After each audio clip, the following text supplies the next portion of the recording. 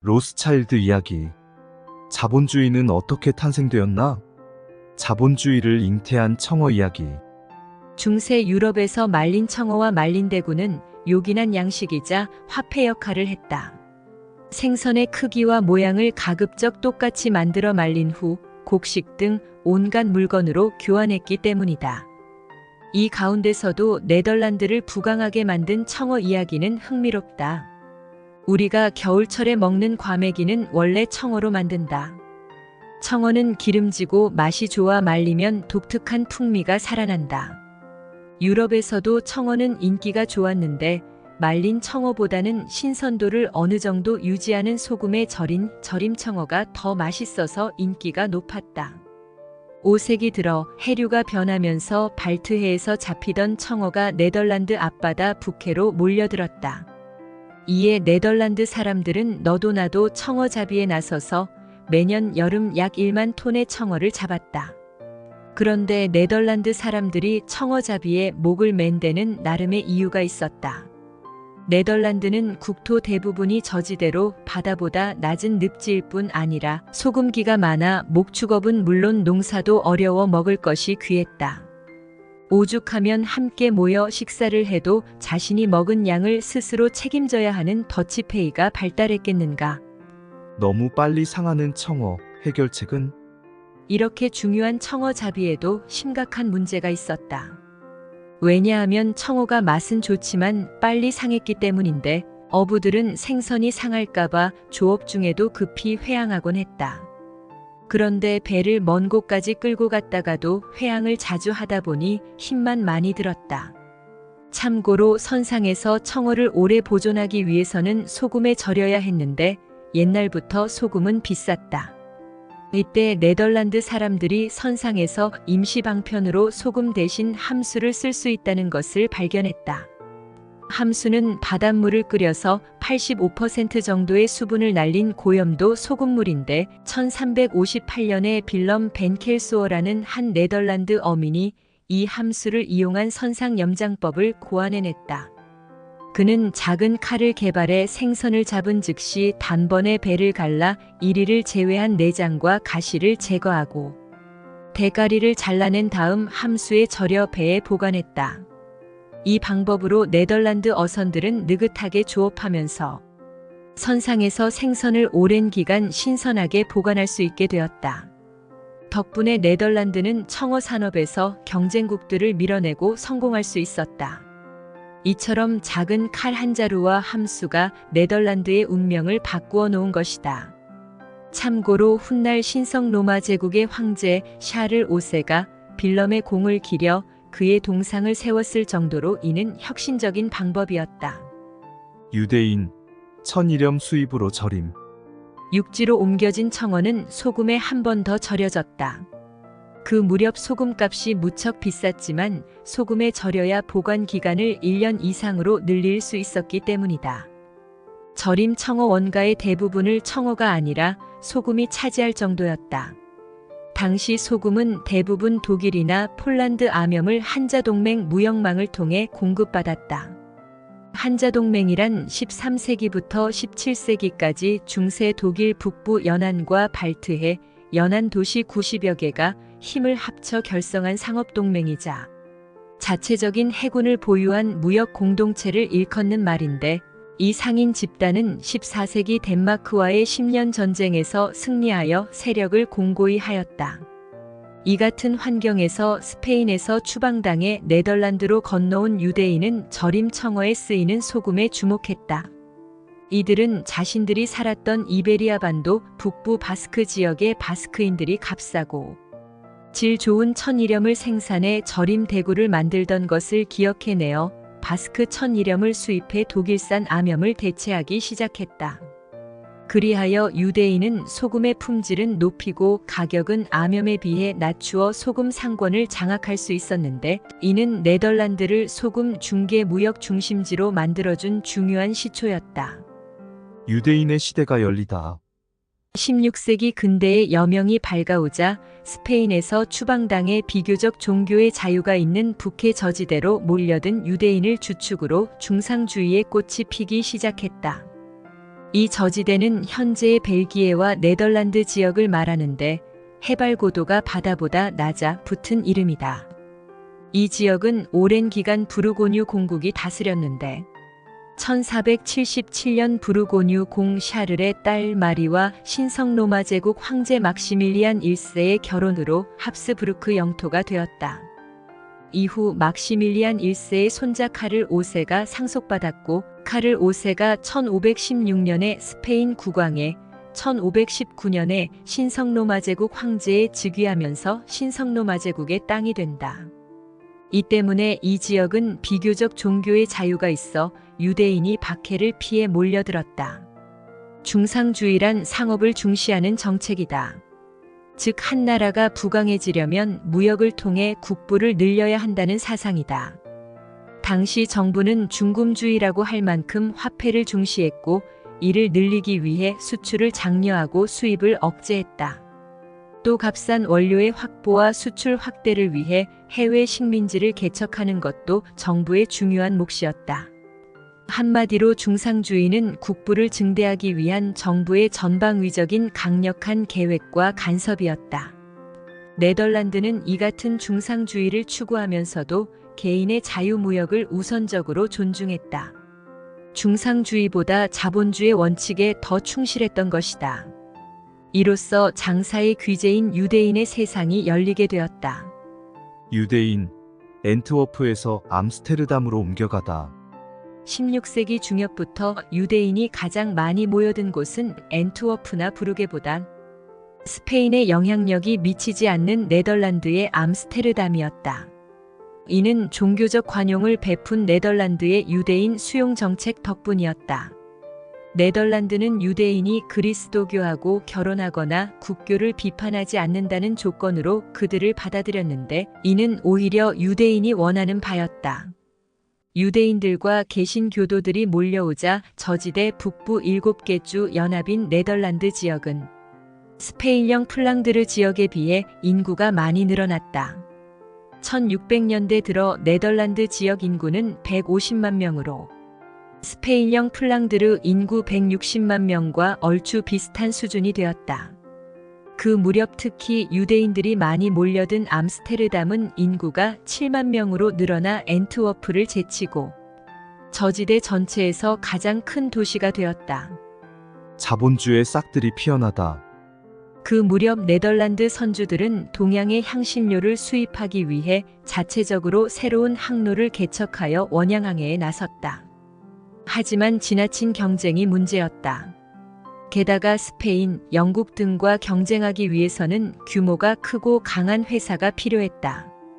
이 문제를 해결하기 위해 네덜란드 정부와 의회가 나서서 회사의 합병을 유도했고 그 결과 통합되어 1602년에 탄생한 것이 동인도 회사다.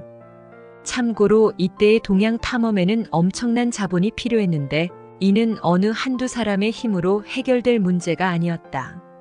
그래서 유대인은 그들이 처음으로 정착해 비즈니스를 시작했던 앤트워프 시절에 시도한 바 있는 주식회사라는 개념을 다시 생각해냈다. 그리하여 동인도회사 설립에 필요한 자본을 당시 해상무역을 주도하던 선주 각자의 소액 투자로 충당했는데 약 645만 길더, 즉 금 64톤이 모였다. 엄청난 양이었다. 네덜란드 동인도회사는 이렇게 모은 자본으로 설립한 근대 최초의 주식회사였다. 동인도회사의 주식 발행 이후 여러 무역회사의 주식이 생겨나기 시작했는데 대형 수송선과 무역선을 건조하기 위한 주식이 대다수를 차지했다. 이러한 해운업과 무역업의 발전으로 네덜란드는 물류산업 중심지가 되었고 이후 자연스럽게 중개무역 중심지가 될 수 있었다. 또 무역업의 발전은 이를 지원하는 금융업과 보험업의 발달을 가져왔다. 이 과정에서 자본주의의 싹들이 네덜란드에서 피어났다. 그런데 네덜란드가 세계 물류의 중심이자 중개무역 기지가 되다 보니 유통되는 화폐의 종류만 수백 가지가 넘어 불편하기 이를 데 없었다. 더구나 네덜란드에는 지역 정부가 운영하는 14개의 정부 주조소와 40여 개의 민간 주조소가 경쟁하면서 주조 차익을 늘리기 위한 주화 변조 행태가 만연했다. 남부 네덜란드에서 은 함량이 낮은 주화 파타곤이 다량 유입되면서 시장에 악화만 남고 양화가 사라졌다. 더구나 은 함량이 높은 주화를 녹여 은 함량이 낮은 주화로 재주조하는 행태도 빈발했다. 게다가 금화의 주변을 살짝 깎아내는 클리핑과 금화를 가죽 부대에 넣고 마구 비벼 가루를 얻으려는 편법적인 시도가 기승을 부렸다. 그러다 보니 온전한 금화는 시중에서 자취를 감추고 훼손되어 가치가 떨어진 악화만이 유통되면서 시중 유동성이 말라갔다. 이를 개선할 획기적인 방안이 필요했다.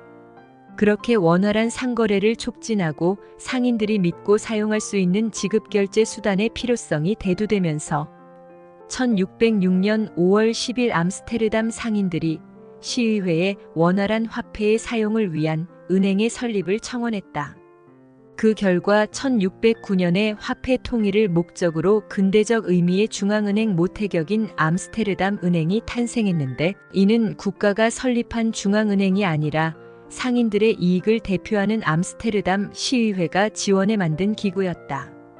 참고로 시의회가 은행 거래에 대한 보증을 했을 뿐만 아니라 지급결제 독점권 부여 등 여러 가지 규정을 제정해 은행의 영업을 대폭 도왔다. 그리고 1613년에는 네덜란드 동인도 회사 등 여러 무역 회사의 주식을 사고 팔 수 있는 증권 거래소가 암스테르담에 세워졌다. 이후 암스테르담 은행은 신용대출을 선보였고 채권 시장이 활성화되어 시중금리가 2에서 3%대로 낮아져 대규모 자본이 소요되는 세계 무역망 구축과 해외 투자가 시작될 수 있었다. 이를 토대로 네덜란드는 세계 무역과 자본주의 중심국으로 우뚝 서게 된다. 결과적으로 청어가 조선업과 해운 발전에 지대한 공헌을 하면서 중상주의를 활짝 꽃피워 자본주의의 씨앗들을 탄생시켰다. 영원한 금융 황제 로스차일드. 산업혁명이 세계로 전파되는데 가장 큰 공헌을 한 것이 저금리의 금융산업 발전과 해상무역의 발달인데, 그 중심에 유대인들이 있었다. 그리고 유대인 이야기의 사실상 클라이맥스는 로스차일드가에서 시작한다. 로스차일드 가문은 산업혁명이 불길처럼 번지고 금융업이 전에 없이 번성하던 시대의 탄생에 성장하고 시대를 주도했다. 이 가문은 국제금융의 설립자로 불리는데 19세기 당시 지역 대부업 수준이었던 금융업을 온갖 혁신적인 아이디어로 글로벌 금융산업으로 바꿔놓았기 때문이다. 독일 프랑크푸르트 게토 출신의 마이어 암샬 로스차일드가 본격적으로 국제금융업에 뛰어든 것은 18세기 말이다. 당시 독일은 독립주권을 가진 235개의 공국과 51개의 자유도시로 나뉘어 있었고, 신성로마 제국이라는 명목상의 느슨한 연방을 형성하고 있었는데, 여기에는 독일과 오스트리아, 헝가리, 체코, 폴란드 등 중부와 동부 유럽 국가들이 거의 포함되었다. 그 무렵 유럽은 18세기 후반에 시작된 산업혁명으로 대자본이 필요해졌을 뿐 아니라 국제적인 무역 증가에 따른 대금 결제 필요성도 증대되었다. 게다가 나폴레옹 전쟁에 휩쓸려 있던 시기였는데, 역사적으로 전쟁이 많은 걸 바꾸어 놓았듯 금융산업 역시 예외가 아니어서 이때 새로운 금융기법들이 탄생했다. 로스차일드 가문의 탄생. 프랑크푸르트의 유대인 박해. 1744년 프랑크푸르트 게토에서 마이어 암셸 로스차일드가 태어났다. 프랑크푸르트는 예로부터 반유대 정서가 강한 곳이었다. 참고로 중세에는 프랑크푸르트 유대인들이 주기적으로 박해를 당했는데, 1215년 로마에서 열린 4차 라테란 공의회에서 유대인 차별 조항이 크게 늘어났다. 그리고 1241년은 프랑크푸르트 유대인에게 악몽의 해였다. 프랑크푸르트 시민들은 유대인들이 늘어나자 불안감을 느꼈다. 그러던 차에 유대인들이 몽골군과 내통하여 몽골군의 유럽 정복을 돕는다는 소문이 퍼졌다. 프랑크푸르트 시민들은 프랑크푸르트 유대인들이 폴란드와 헝가리까지 쳐들어온 몽골군과 결탁할지도 모른다는 생각에 선제적으로 유대인들을 학살하기 시작했고, 그 해에 프랑크푸르트 유대인 중 4분의 2 이상이 목숨을 잃었다. 그런데 그해 몽골 제국의 제2대 황제인 오고타이가 사망하는 바람에 몽골군은 쳐들어오지 않고 퇴각했다. 죄 없는 유대인들만 무고하게 학살된 것이다. 그 뒤 수십 년이 지나서야 유대인 사회는 가까스로 재건되었는데 1세기 뒤인 1349년에 또다시 학살이 자행됐다. 유대인들이 흑사병을 퍼뜨린다는 루머가 당시 유럽 전역에 퍼진 탓이었다. 그 무렵 유럽 사회의 반유대주의는 뿌리 깊었다. 유대인들은 주제국의 모든 법에서 소외되었으며 갖은 구박과 냉대를 받았다. 상대가 유대인이여 의무를 다해라라고 말하면 언제든 모자를 벗고 정중히 인사해야 했는데 그게 어린아이여도 예외 없었다. 유대인이 이유 없이 구타당하거나 강탈당하는 일도 잦았다. 붉은 방패 달린 집, 로스차일드가의 시작. 마이어 암셸 로스차일드가 태어났을 당시 프랑크푸르트 게토에는 다른 지역 같으면 150여 명 정도 살았을 면적의 3,000명이 넘는 유대인이 살았다. 도시 중에서도 가장 번창의 장사가 잘 되는 프랑크푸르트로 유대인들이 몰려들었기 때문이다. 마이어 암셸 로스차일드의 아버지인 암셸 모제스는 자파상 겸 골동품상을 운영하면서 환전업을 했다.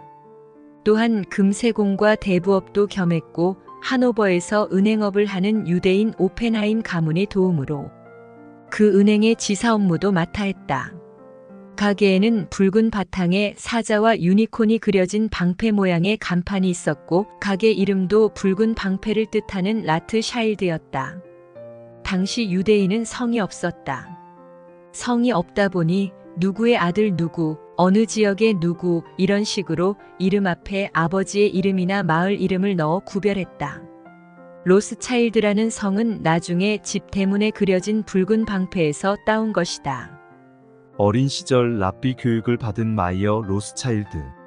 마이어 로스차일드의 아버지는 랍비를 양성하는 학교에 마이어를 보내 랍비로 키우고 싶어 했다. 그런데 부모가 천연두에 걸려 일찍 사망하는 바람에 마이어는 3년 만에 학업을 중단할 수밖에 없었다. 하지만 이때 마이어가 신학교에서 받은 교육, 특히 탈무드 교육은 훗날 그가 세계의 금융업자로 우뚝 서는데 든든한 지식과 지혜의 창고 역할을 했다. 랍비 교육에는 유럽과 중동의 역사뿐 아니라 히브리어, 라틴어, 아랍어, 거주지 언어 등이 포함되는데 이는 여러 언어를 구사하며 그 지역의 특수성을 역사적 안목과 현실적 상황에서 조망할 수 있는 능력을 갖추는 토대가 되었다. 또 지식과 지혜보다 정직과 신뢰가 더 중요하다는 것도 배웠다. 로스차일드, 정식 금융교육을 받다. 돈에 대한 유대교 경전인 토라와 탈무드의 가르침은 여타 종교들과 판이하다. 대부분 종교는 청빈을 강조하지만 유대교는 부가 신의 축복임을 인정한다. 동시에 유대교는 청지기론을 이야기한다. 재능이나 돈 등 세상의 모든 것은 원래 하느님의 것으로 이를 적정한 사람들에게 임시로 맡긴 것뿐이니 하느님으로부터 특별한 재능, 즉 달란트를 받은 사람과 부의 축복을 받은 사람은 이를 공동체를 위해, 특히 공동체 내의 약자를 위해 써야 한다는 것이 청지기론의 핵심이다. 그런데 랍비 학교를 그만두게 된 마이어는 랍비가 못될 바에는 차선책으로 부의 청지기가 되자고 생각했다. 아무튼 졸지의 소년 가장이 된 마이어는 외삼촌의 도움으로 하노버로 가서 아버지의 사업 파트너였던 하노버 선 제후국의 궁정 유대인 오펜하임이 세운 은행에서 사원으로 일하기 시작했다. 한편 마이어의 외삼촌은 쾰른 대주교의 어용상인이었는데 마이어는 외삼촌 집에 살면서 처음으로 궁정 유대인들의 세상을 알게 되었다. 그리고 은행에서 업무차 그들과 직접 접촉하며 인간관계의 중요성을 배웠다. 또 사업을 할 때는 귀족과 부호의 돈줄을 잡아야 한다는 것을 깨달았고 그러기 위해서는 그들의 취미와 생활, 사고방식에 맞추어야 한다는 것도 배웠다. 이후 사원에서 견습생으로 다시 은행원으로 승진한 마이어는 환전 업무를 하며 희귀 동전과 옛날 화폐도 취급했는데 주된 고객은 수집광들인 귀족들이었다. 참고로 마이어는 복잡한 화폐 분류 체계에 대한 지식을 요하는 업무를 하면서 고화폐에 대한 전문적 식견을 갖추게 되었다. 또 마이어는 은행업을 랍비 학교에서 배운 탈무드적 시각으로 조망하고 종합하며 금융업의 본질을 파악하는 데 주력했다. 이후 마이어는 금융업의 웬만한 기법과 수단을 다 습득했고 일을 잘해 어린 나이임에도 주니어 파트너로 승진했다. 이처럼 로스차일드 가문이 금융을 장악한 시작점은 바로 오펜하임 은행이었다. 환전소 겸 고물상 영업을 시작하다. 마이어는 7년간 다양한 유형의 금융업을 체득한 뒤 법적으로 성인이 되던 해인 1764년에 고향으로 돌아가기로 했다. 고향에 돌아온 마이어는 아버지가 하던 양털과 비단을 취급하는 자파상 겸 환전소를 맡았다. 참고로 그 무렵 프랑크푸르트는 유럽 최대의 전시회를 연중 개최하는 상업도시였고 이곳에서는 유럽 전체의 화폐가 유통되었다. 따라서 환전소는 다양한 주화를 교환해주는 초보적 형태의 은행과 다름없었다. 그 무렵 유럽 지역에서 통용되던 화폐의 종류는 매우 다양했다. 따라서 환전소를 하려면 모든 화폐에 대해 잘 알아야 했다. 이는 은행에서 환전 업무를 맡았던 마이어에게는 제격인 일이었다. 그는 동전을 수집하는 부유층을 상대로 옛날 동전을 판매했다. 장사는 부자를 상대로 해야만 이윤이 많이 남는다는 기본적인 유대인의 상수를 따른 것이었다. 고화폐 상인에서 황실 대리인이 된 마이어. 고화폐의 카탈로그 판매를 시도하다. 마이어는 환전소에서 많은 수익을 올렸지만 환전소 영업보다는 옛날 동전 수집에 더 정성을 쏟았다. 그는 프랑크푸르트에서 열리는 모든 전시회에 참가하여 각양각색의 금화, 은화, 주화, 훈장 등을 사들였다. 그리고 불황하나 탈영병이 쓰레기 더미를 뒤져서 찾은 옛날 동전과 훈장을 인근 골동품 상점들보다 더 비싼 가격에 사들였다. 또 형편이 어려운 몇몇 동전 수집상을 아예 인수해 희귀한 동전들을 많이 보유했다. 귀족 및 부호들과 관계를 맺기에 진귀한 옛날 동전만 한 개 없다고 보았던 것이다. 한편 그 무렵 각국의 독특한 화폐를 수집하는 것을 취미로 하는 왕이나 귀족들이 많았는데 그들은 고화폐에도 관심이 많았다. 마이어는 부유한 귀족들에게 이 희귀한 화폐를 팔러 다녔지만 귀족도 만나지 못하고 문전박대당하기 일쑤였다. 그는 국리 끝에 아이디어를 냈다. 옛날 동전 카탈로그를 만들어 자기소개를 곁들인 편지와 함께 흥미를 가질 법한 부호들에게 우편으로 보낸 것이다. 편지지에 향수를 떨어뜨려 편지를 읽을 때 좋은 향기가 나게 하는 것도 잊지 않았다. 귀족들은 향기 나는 카탈로그를 받자 신기해했고 물건을 갖고 방문해 달라는 회신을 보냈다. 고화폐로 맺어진 인연. 그에게 드디어 기회가 찾아왔다. 하노버에 있을 때 심부름을 한 적이 있는 폰 에스트로프 장군이 프랑크푸르트 인근 빌헬름 공의 하나구 성에 머물고 있다는 소식을 들은 것이다. 마이어는 벨벳 상자로 특별 포장된 자신의 고급 수집품들을 가지고 그를 찾아갔다. 다행히 장군은 그를 알아보았다. 마이어는 장군에게 가지고 간 수집품을 보이며 자세히 설명했고 장군은 그의 해박한 지식에 감탄하며 골동품과 옛 화폐를 사들였다. 나아가 주변 귀족들에게 마이어의 고화폐를 소개했는데 이때 빌헬름 공도 연결시켜 주었다. 마이어는 빌헬름 공에게 공을 들였다. 구하기 힘든 동전과 골동품들을 선물하거나 반값에 공급해 신용을 얻었다. 그리고 당시 빌헬름에게는 카를 부데루스라는 젊은 재무관이 있었는데 부데루스는 유대인을 좋아했을 뿐 아니라 마이어가 공휴일마다 건네는 진귀한 동전 또한 좋아했다.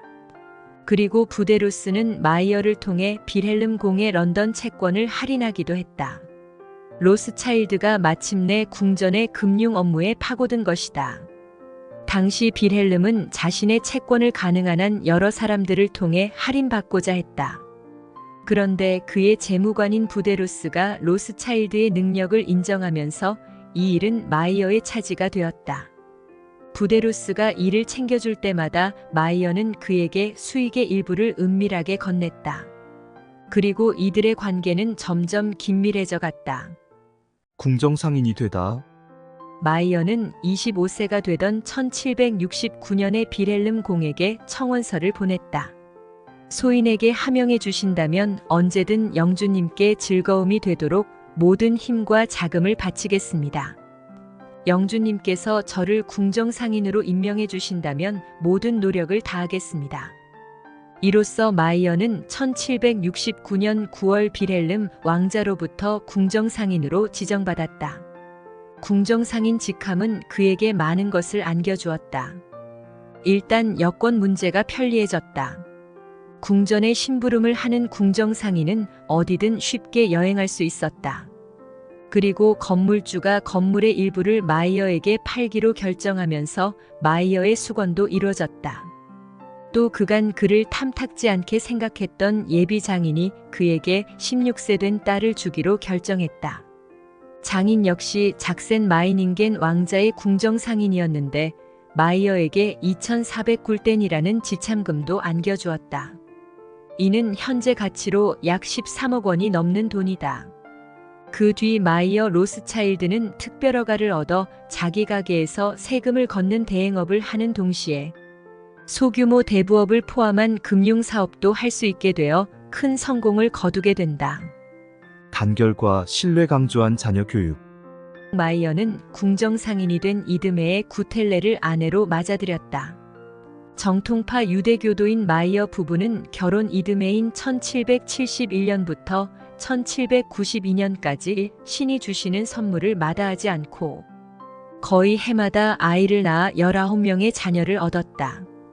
이들 중 9명은 전염병으로 일찍 죽었고 스라에는 5명의 아들과 5명의 딸이 남았다. 마이어는 아들들에게 유대인의 역사와 정신 그리고 장사를 가르쳤다. 그런데 마이어가 장사 방법보다 더 중요하게 가르친 것이 있었다. 그는 아무리 개개인이 총명하더라도 일이 성취되기 위해서는 집단의 힘인 단결력이 중요하다는 것을 누누이 강조했다. 헤센 카셀 공국의 용병 장사로 국제 간 어음결제 금융거래 계기 마련. 당시 헤센 카셀 공국의 후계자 겸 하나우 공국의 군주인 프리드리히 2세는 용병을 영국, 프로이센, 스웨덴 등에 보내 많은 돈을 벌고 그 돈을 다른 나라에 빌려주어 고리대 금업으로 유럽 최대의 부를 축적했다. 그리고 프리드리히 2세의 아들 빌헬름 공은 1775년 미국에서 독립전쟁이 발발하자 휘하의 군대를 300만 달러의 영국 측 용병으로 파견했다. 당시 미국에 파병됐던 3만 병력 가운데 40%가 넘는 1만 3천 명이 헤센 카셀 출신이었다.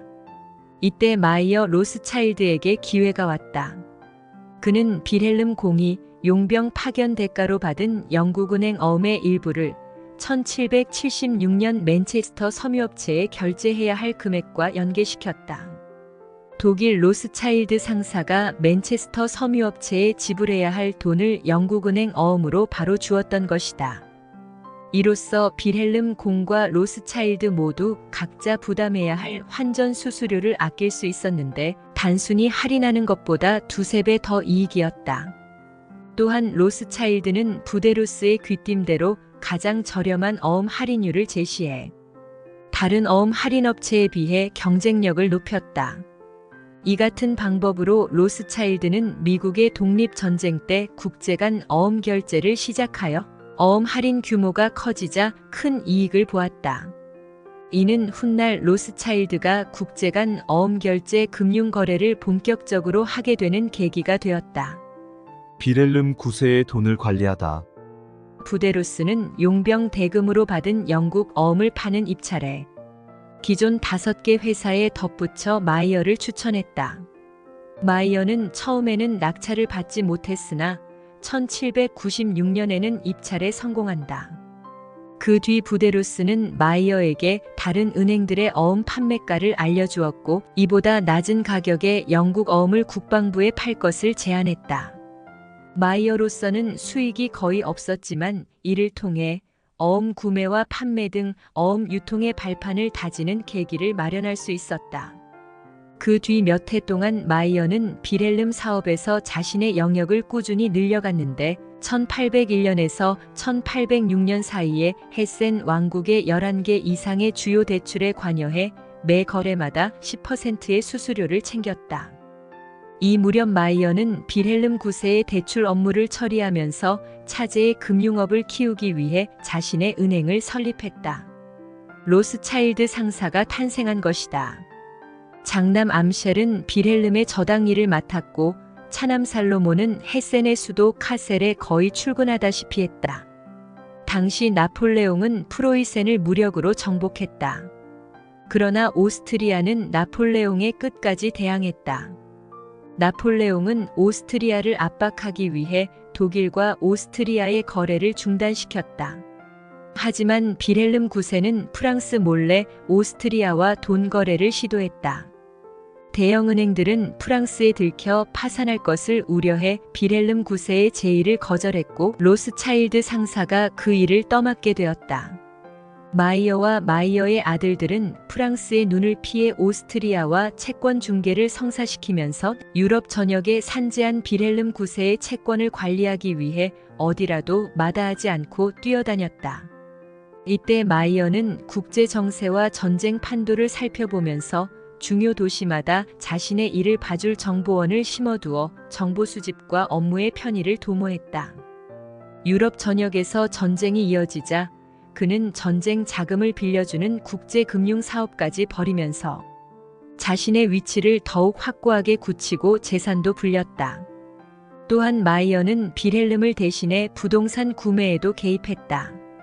이 기간 마이어는 빌헬름 9세에게 적어도 450만 굴덴, 한화로 약 7억 원의 덴마크 채권을 판매했다. 또한 헤세 다름슈타트 영주에게 140만 굴덴을 대출해 주었는데 이 중 절반은 빌헬름 9세에게 빌린 돈이었다. 한편 부데로스는 이미 로스차일드의 가장 강력한 후견인이 되어 있었다. 로스차일드 상사의 일정 지분을 소유한 드러나지 않는 파트너가 되어 있었던 것이다. 이후 헤센 왕국과 거래하던 기존의 은행들을 제치고 로스차일드 상사가 빌헬름 9세의 주거래 은행이 되었고 로스차일드가는 외부 노출을 꺼리는 빌헬름 9세의 대부와 대출금 회수 등의 크고 작은 일들을 도맡아 처리했다. 아무튼 로스차일드가는 1796년부터 크게 세력이 성장하였고 1797년에 마이어는 프랑크푸르트 10대 유대인 부호 중 한 명이 되었다. 이 무렵 그는 게토 외부에 방 4개가 딸린 대규모 창고를 임대해 사업을 확장했다. 사업은 계속 번창했고 그는 멀리 암스테르담, 파리, 런던 등 외국까지 거래를 확대했다. 영국으로 세력을 확장한 로스차일드 가문. 영국에서 산업혁명이 일어나다. 마이어 암셸 로스차일드의 사업을 변화시킨 것은 프랑스 혁명만이 아니다. 영국의 산업혁명 역시 중대한 영향을 미쳤다. 17세기에만 해도 양털과 해적질이 주 수입원이었던 후진국 영국에서 산업혁명이 시작될 수 있었던 이유는 무엇일까? 그것은 영국이 짧은 기간에 정치적 안정과 경제적 도약을 이루어냈기 때문이다. 1688년 네덜란드에서 건너온 빌럼 3세와 메리 2세가 명예혁명을 이루어낸 후 선정을 베풀어 영국은 정치적 안정을 이루었다. 동시에 그들을 따라 네덜란드에서 영국으로 이주한 유대 무역상들과 금융인들이 단기간에 통상을 확대하고 금융산업을 활성화시켜 경제를 도약시켰다. 그 이전에는 영국에 이렇다 할 금융시장이 없었다. 은행도 없었고 체계화된 국채도 없었다. 주화를 소유한 사람들은 그 돈을 런던의 금 세공사들한테 맡기고 현금 예치 증서를 받았다. 이 증서를 소지한 사람에게 해당 금액을 지급하게 되어 있었으니 이 증서가 근대 은행권의 시초라고 할 수 있다.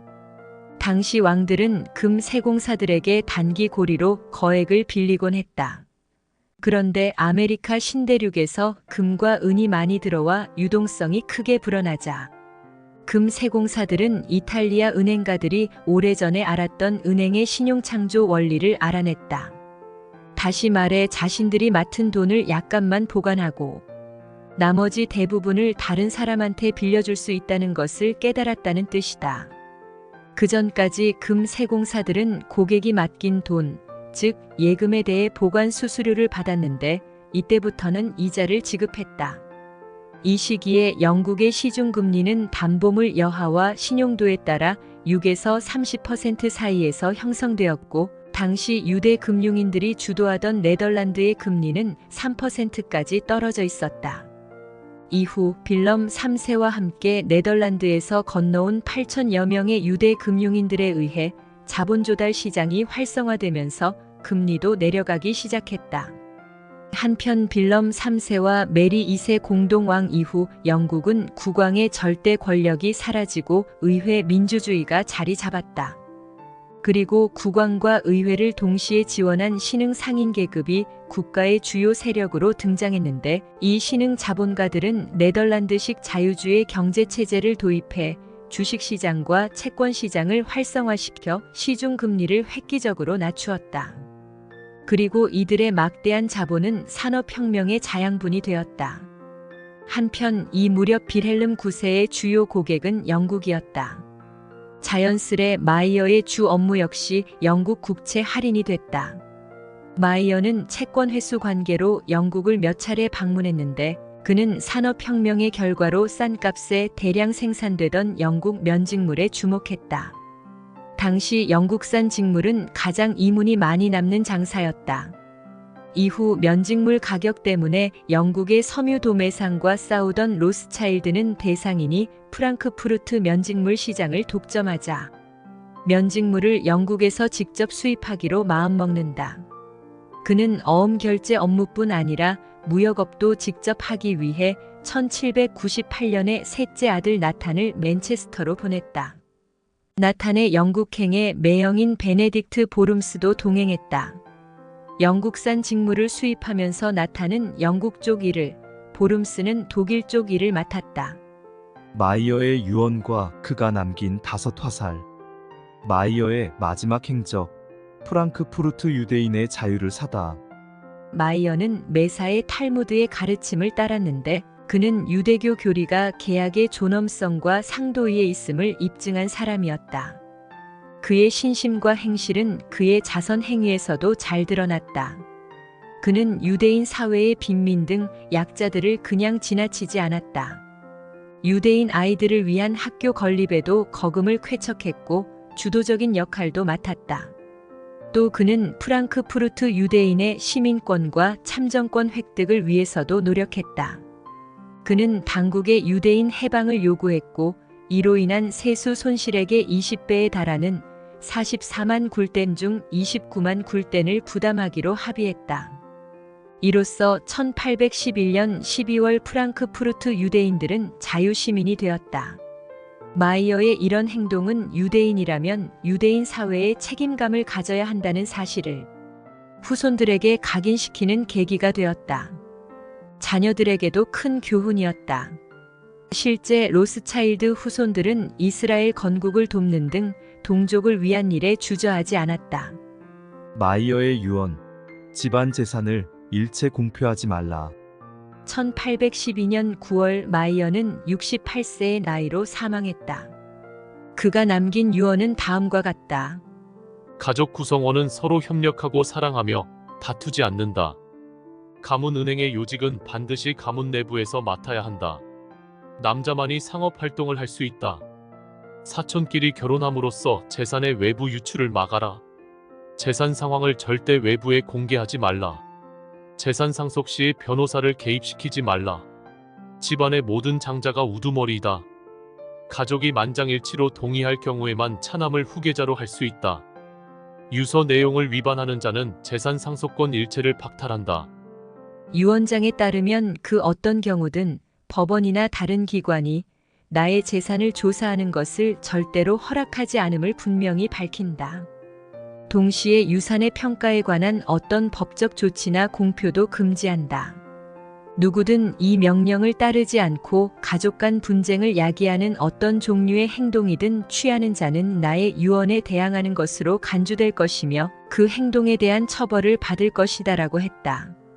이 유언장 문구는 이후에도 로스차일드 가문 후손들의 유언장에 예외 없이 그대로 반복되었다. 이 유서 때문에 오늘날까지 로스차일드 일가의 자산은 비밀에 쌓여 있다. 당시 상황은 이해할 만하다. 그들은 수많은 유력 인사와 몇몇 정부와 은밀히 거래했다. 이러한 비밀을 지키기 위해 꼭 필요한 서류 이외에는 보존하지 않았고 이마저도 일정 기간이 지나면 파기하곤 했다. 5발의 화살을 남긴 마이어. 마이어는 1810년부터 사망할 때까지 다른 일반 사업에서 손을 떼고 오직 금융업에만 전념했다. 금융업이 그만큼 수익이 월등했기 때문이다. 그의 5 아들도 아버지의 뜻을 받들어 유럽 5개국의 수도에서 은행업으로 뿌리를 내렸다. 그는 5 아들을 마치 5발의 화살처럼 유럽의 심장이나 다름없는 중요한 5 도시에 단계적으로 파견했다. 첫째 아들 암셀은 자기 사업을 이어받게 하기 위해 프랑크푸르트에 남겨두었고 둘째 아들 살로몬은 윌리엄 왕의 재정자문관으로 조정에 집어넣었다. 그리고 그 자신 역시 빌헬름 왕의 채권담보물 관리에 전념하였다. 셋째 아들 나탄은 섬유 비즈니스를 위해 영국 맨체스터로 보낸 상황이었다. 그 뒤 국가 간 어음 교환 업무를 주력으로 하게 되자 나탄을 맨체스터에서 런던으로 이동케 했으며 5째 야콥은 파리로 보냈다. 그리고 마이어가 죽은 후 그의 유언에 따라 윌리엄 왕의 재정자문관이었던 살로몬은 빈으로, 넷째 카를은 나폴리로 가서 각각의 거점 지역에 어음 인수은행을 개설했다. 한마디로 유럽 전역의 다국적 금융 네트워크를 만든 것이다. 마이어와 그 5 아들로 근대 최초의 거대한 국제 결제소가 만들어졌는데 이것이 우리가 알고 있는 유럽 금융의 큰손인 로스차일드 가문의 시작이다. 이후 큰아들 암셀은 나중에 통일 독일의 초대 재무장관이 된다. 또한 1822년 오스트리아 황제에 의해 남작에 봉해졌으며 프랑크푸르트 로스차일드 상사는 독일 금융의 중심이 되었다. 현재 프랑크푸르트는 유럽 중앙은행이 자리 잡은 유럽 금융의 중심지다. 둘째 살로몬은 빈에서 최고의 직위에 올랐다. 셋째 나탄은 영국에서 가장 영향력이 큰 금융인이 되었다. 넷째 카를은 이탈리아 반도를 장악했고 막내 야콥은 프랑스에서 공화정과 왕정에 걸쳐 군림했다. 로스차일드 가문의 문장은 한 손에 질끈 묶여있는 5개의 화살이다. 이 화살들은 전 유럽으로 흩어져 집안의 불을 팽창시켰던 마이어의 5 아들을 뜻한다. 화살처럼 빠르되 하나로 묶여 있어 어느 누구도 부러뜨릴 수 없는 강한 힘을 지닌 형제애를 의미한다. 로스차일드 가문이 이토록 대단한 성공을 거둔 데에는 운과 더불어 정보력, 판단력 등이 작용했고 무엇보다 가문의 원칙이 된 마이어의 기도 덕분이었다. 마지막 축복 기도. 흔들림 없이 단합하라. 마이어는 죽기 1시간 전 아들들을 위해 마지막 축복의 기도를 했다. 자녀들은 우리가 가진 모든 행운은 아버지가 돌아가시기 전에 해주신 축복의 기도 덕분이라고 말하곤 했다. 마이어가 남긴 유훈 중에는 흔들림 없는 형제간의 단합을 유지하라는 명령이 가장 중요했다. 이 지침은 이후 로스차일드 가문의 첫 번째 의무사항이 되었다. 5 형제는 공동의 이익을 위해 연대했고 어떤 제안이 어디에서 오든 함께 토론했다. 또 모든 사업은 아무리 사소한 것이라도 합의된 계획에 따라 공동의 노력으로 수행했으며 그 결과에 대해서는 동일한 지분을 가졌다. 그들은 서로 떨어져 있어도 무슨 일이든 편지로 의논하고 함께 결정했다. 로스차일드. 세계 근본 위제에 시동을 걸다. 로스차일드가 이끈 금융 세계화. 금융 역사를 보면 1815년을 분기점으로 큰 변혁이 일어난다. 네덜란드 금융시장이 주도하던 1600년부터 나폴레옹 전쟁이 종식되는 1815년까지는 정부 공채와 동인도 회사 같은 소수 독점 기업의 주식만 유통되었다. 하지만 1815년 이후 금융시장은 세계화되었는데 이 중심에 로스차일드 상사가 있었다. 참고로 나타는 영국이 유럽 동맹국들에게 제공한 자금 4,200만 파운드의 절반을 조달할 정도로 금융계의 강력한 권력자가 되었다. 그뿐만 아니라 영국 정부의 최고 채권자로 등극하여 공채 발행을 주도하고 영국은행의 최대 주주가 되어 실권을 장악했다. 영국의 통화 공급량과 채권 금리를 로스차일드가 좌지우지하게 된 것이다. 참고로 워털루 전쟁이 끝나고 평화가 찾아오자 시장이 전반적으로 살아나 상승장, 즉 불마켓이 형성되었다. 특히 콘솔체를 비롯한 채권 가격이 상승해 주식시장 역시 불붙기 시작했다. 이때 주식시장이 확대되어 처음에는 운하 주식이, 그 다음에는 철도 주식이 금융시장의 성격을 바꿔놓았다.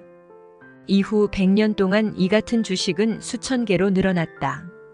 이러한 상승기에 힘입어 로스차일드 일가는 채권시장과 금시장에서 대출을 동원한 투자, 즉 투자 원금의 10여 배에 달하는 레버리지 투자를 한 것으로 보인다. 이후 형제들의 정보 분석력과 단합된 힘으로 국채와 금, 환거래, 주식, 광산 투자 등에서 연이어 성공함으로써 로스차일드 일가의 자산은 매년 거의 기하급수적으로 불어났다. 한편 세계 금광업을 장악한 로스차일드는 영국을 1819년 세계 최초의 근본 위제 국가로 만들었다. 그 무렵 로스차일드가 세계 주요 금 광산들을 사들여 금을 거의 독점적으로 공급할 때였다. 이렇게 1819년부터 영국 파운드화는 공식적으로 금과 연계되었다. 세계 최초로 근본 위제가 시행된 것이다. 로스차일드는 이 여세를 몰아 아예 세계 전체를 근본 위제로 유도했다. 유럽 주요국들과 미국의 근본 위제 시행에는 로스차일드 가문의 영향이 지대하게 작용했다. 로스차일드 가문은 금융 중개 업무 수준을 넘어 금융과 외환 시장의 글로벌화를 통해 시장의 성격을 바꿨다. 커튼 뒤에 로스차일드, 모건 시대를 열다. 미국 산업화를 이끈 로스차일드 가문의 자본. 미국이 산업혁명 초기 진입에 성공할 수 있었던 건 유럽 자본 덕분인데 당시 유럽 자본을 주도했던 게 로스차일드 가문이다.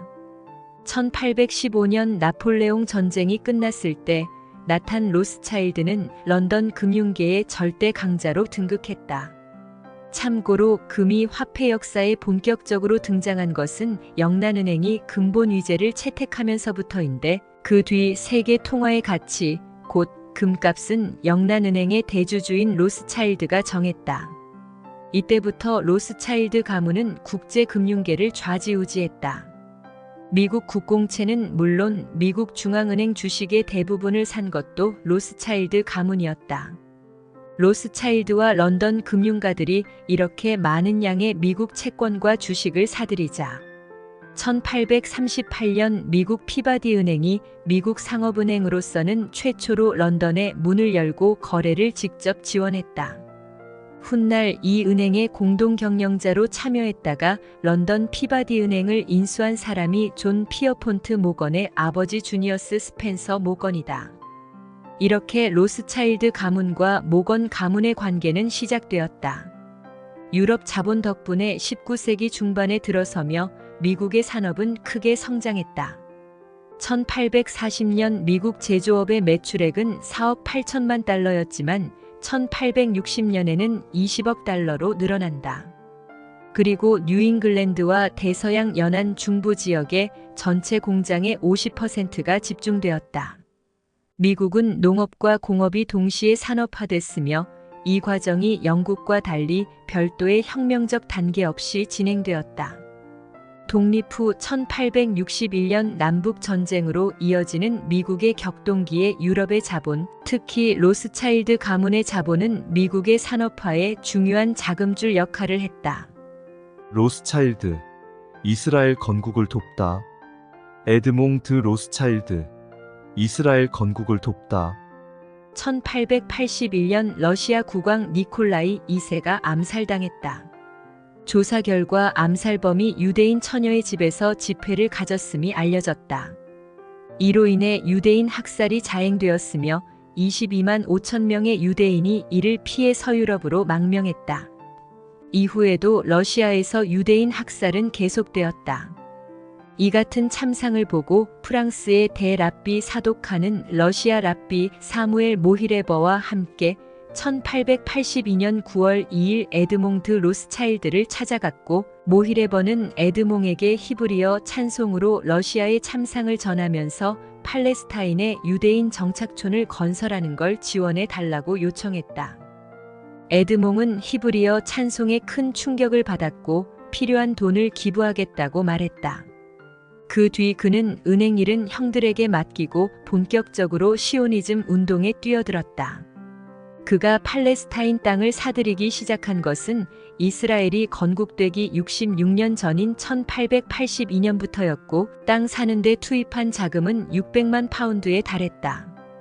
오늘날 이스라엘 영토의 80% 이상이 에드몽이 산 땅인 셈이다.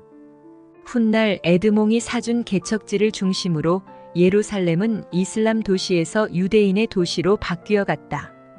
그 뒤에도 프랑스 파리의 로스차일드가에서만 7천만 프랑을 이스라엘 건국 자금으로 지원했다. 이스라엘의 초대 총리 다비드 벤구리온은 근대 이스라엘 건국의 아버지로 불리는 에드몽에 대해 이렇게 이야기했다. 에드몽드 로스차일드의 버금가는 또는 그와 견줄 만한 인물을 발견하는 일은 도저히 불가능하다.